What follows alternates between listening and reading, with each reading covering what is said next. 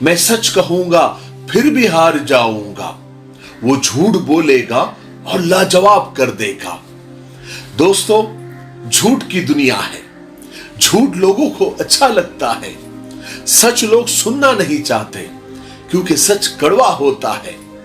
उम्मीद फाजली का एक शेर है कि आसमानों से फरिश्ते जो उतारे जाए, वो भी इस दौर में सच बोले तो मारे जाए। पहले जमाने में देखिए, चोर उचक्के शराबी झूठ बोलते थे, लेकिन फिर भी शर्माते थे, मुंह छुपाते थे।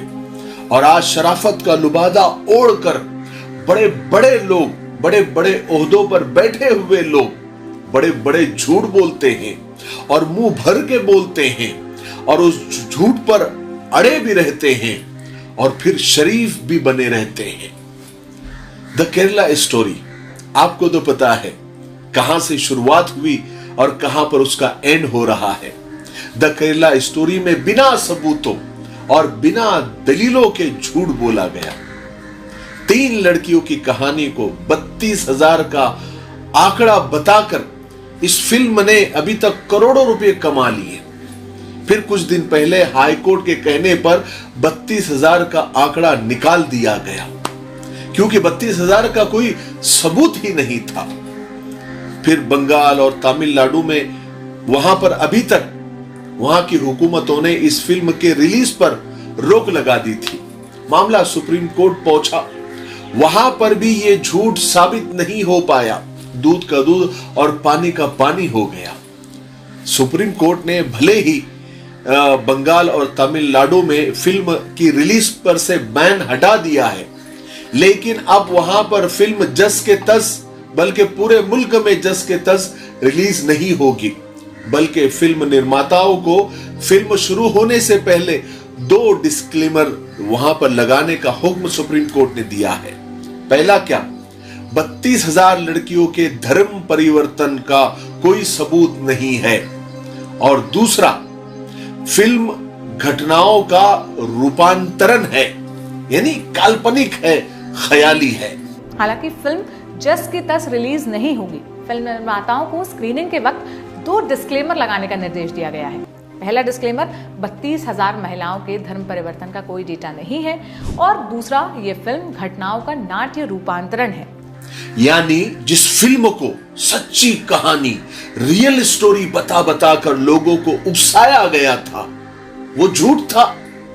ये बस 3 लड़कियों की कहानी थी। हाँ, ये बात अलग है कि 3 लड़कियों के साथ भी अगर ये घटना हुई है तो चिंता की बात है, फिक्र की बात है कि कैसे 3 लड़कियां भी आतंकवादियों के चुंगल में फंस गई। इसकी भी तहकीक होनी चाहिए, इसकी रोकथाम होनी चाहिए, क्योंकि हम किसी भी तरह के आतंकवाद का समर्थन कभी भी नहीं कर सकते, चाहे वो छोटी घटना हो या बड़ी घटना हो। लेकिन सवाल ये पैदा होता है कि 3 को 32,000 में क्यों बदल दिया गया, कैसे बदल दिया गया, और ये पूरे देश के सामने बोला गया झूठ नहीं था। क्या 2 धर्मों, 2 मजहबों के बीच नफरत फैलाने का षड्यंत्र नहीं था?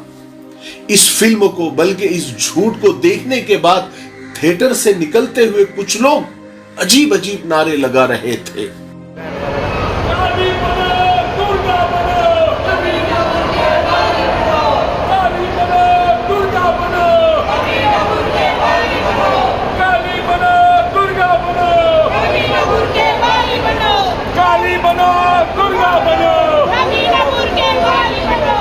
देखा आपने किस तरह के नारे लग रहे थे कि काली बनो, दुर्गा बनो, न कभी बुर्के वाली बनो।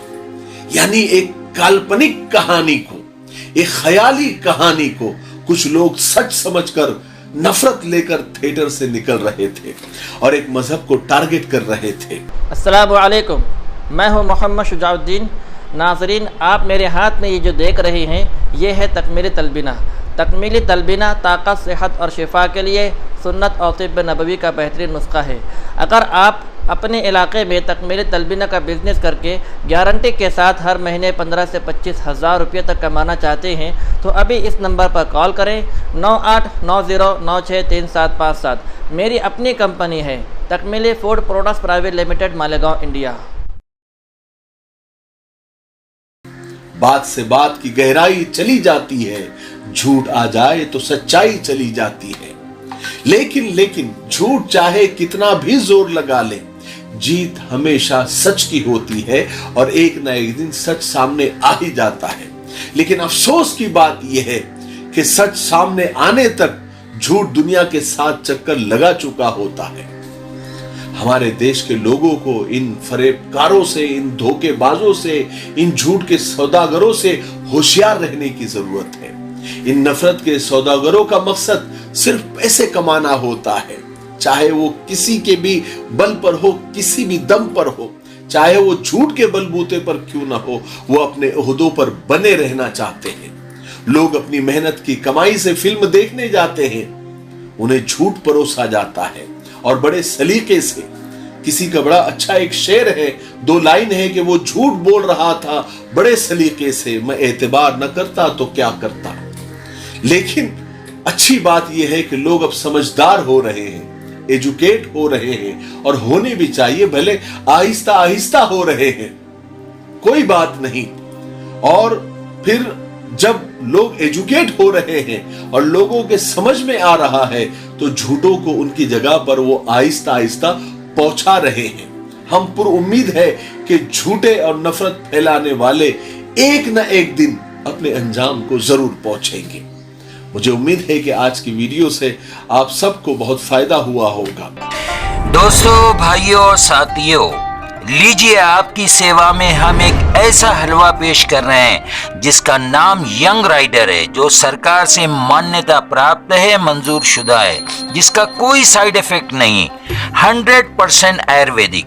ये हलवा न सिर्फ आपकी मर्दाना कमजोरी को भरपूर ताकत में बदल देगा, आपकी वीर्य मनी धातु को गाढ़ा करेगा, आपकी टाइमिंग को बढ़ाएगा, बल्कि आपके नर्वस सिस्टम को ताकत देकर आपको एक हेल्दी मर्द बना देगा। खर्च कम, फायदे अनेक। एक मर्तबा जरूर आजमा लीजिए, देख लीजिए, जिंदगी भर आप याद रखेंगे।